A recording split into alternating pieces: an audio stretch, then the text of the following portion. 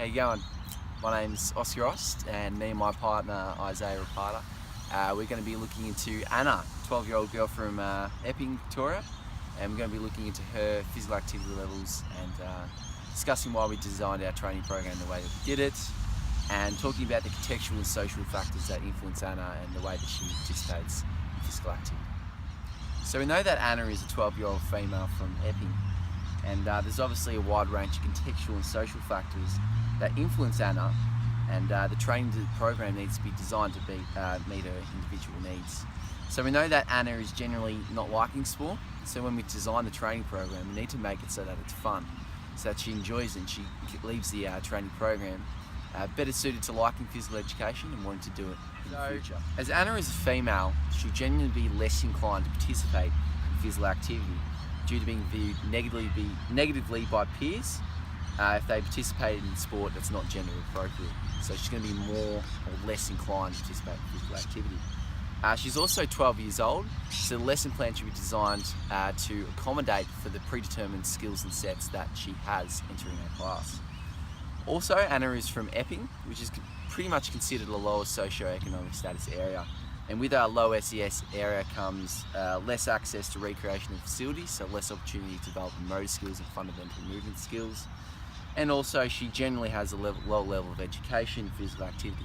So these things need to be addressed when designing our training program. It's important that when delivering the training session for Anna, it's important for it to be fun and enjoyable for her. If she's not very motivated for physical activity at the current moment, if it's fun and enjoyable and that she likes the training session, she'll be more inclined to participate in physical activity outside of the school context. So talking about when she gets home and on the weekends.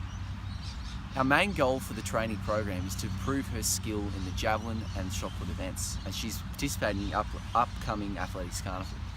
She's reluctantly put a name down, which shows that she may not be confident in terms of performing these skills.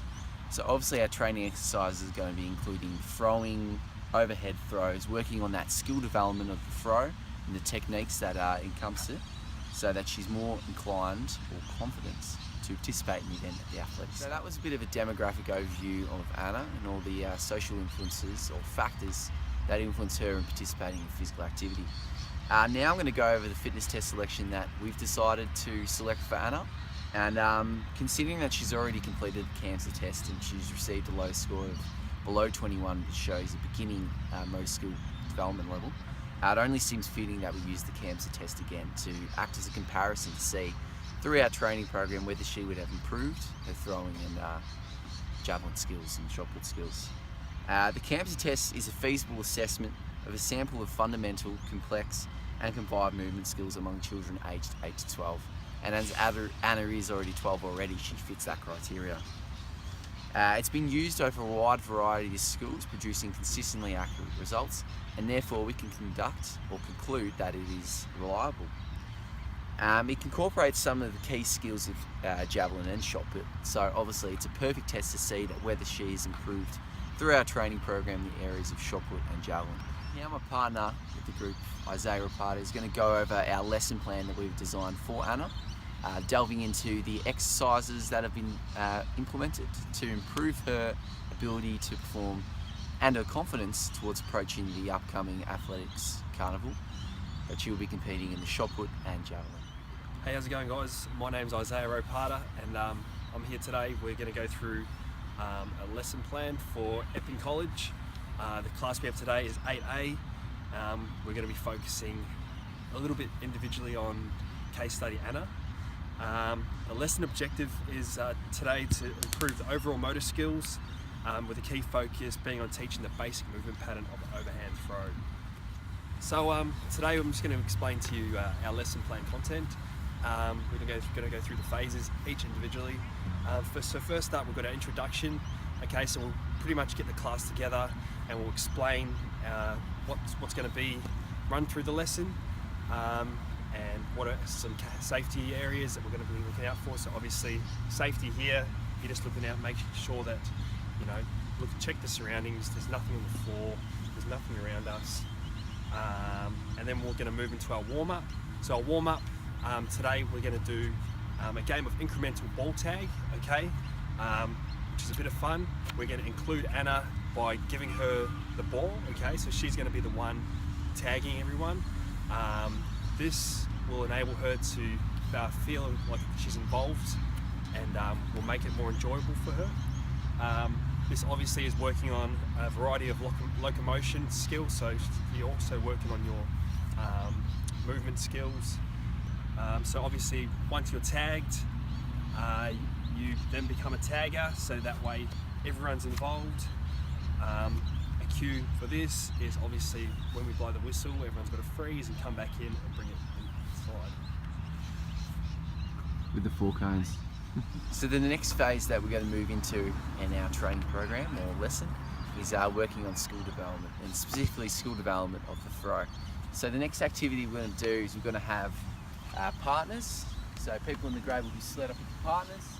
Have one partner here and one partner about approximately 3 to 4 meters away. And what they're basically going to be doing is with a ball, basically just working on the throw by throwing to each other. And if it needs a bit of a modification, what we're going to do is after every successful throw, we're going to take a step back just to make it harder for them and challenge them a little bit. But before we actually start making the throw, it's important that we actually show them the correct technique in terms of throwing the ball. So as they're 12 years old, it'll be easy for them to understand the skills of the throw if we make an analogy for them. So what we're going to do is we're going to tell them at the start to get into a scarecrow, basically looking like a starfish. And then we're going to go, so scarecrow, eyes, so basically pointing to where they want to throw the ball, step, taking a step back, and then bending their arm, throwing, and then slapping their wrist. So at the end it will become one combined movement, so like this, throwing to their target. So that's the skill that we're going to be working on in this next exercise. So once we're finished with the skills and learning the overhand throw, we're going to move on to the next phase, which is we're going to create a little circuit, okay, just a mini circuit. So we're going to have 3 stations. Our first station, we're going to have the shot put, okay, it's just going to be a stationary shot put. The second station is going to be the javelin, and our third station is going to be the discus. Okay, so if we go through each station now, so pretty much what you're going to be doing is, okay, and getting into a nice strong position, and then pushing forward, using that tricep to try and generate force. Okay, push forward through. Our next station is we're going to have the javelin. Okay, so same again, the scarecrow position, right? Scarecrow position, and all you're going to be doing is leaning, making sure core's nice and tight, leaning and making sure you twist, get a good rotation through your core. And our last one is our discus. Okay, the discus is going to be facing 90 degrees from the area, and once again, core nice and tight. Okay, you're going to be reaching back, and then you're going to release nice and forward, and you should be using again nice and strong in the core. And so once we've finished with our circuit phase, we're going to move into our game-based phase. Okay, so it's going to be a lot more enjoyable for the class, including Anna, as it's going to be a relay race, so it's going to be competitive. We're going to start with our first game, and it's going to be overrun, overtake. So pretty much we're going to have split the class into 2 teams, and you're going to have students lining up on each cone. So we're going to have one student here, one student there, and vice versa. Pretty much what it is we're going to start with the ball at one end. Once the ball reaches the last cone there, down there, they then run to the end and create a new cone, which should be around here. Okay, and it's pretty much a race from one side to the other side. Okay. Now, our next game we're going to be doing with our game-based phase is a game of modified ultimate frisbee. Instead of the frisbee, we're going to be using a large softball.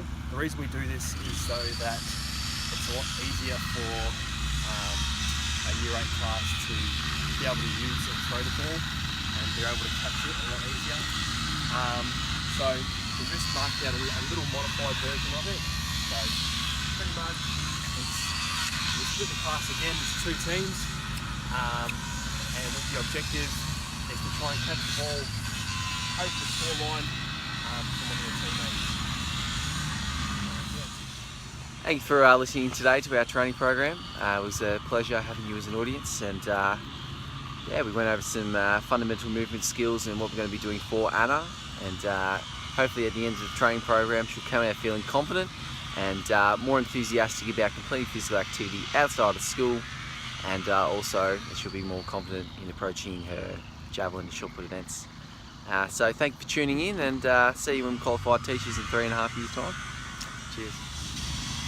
Our second game-based activity that we're going to be running is a modified version of ultimate frisbee.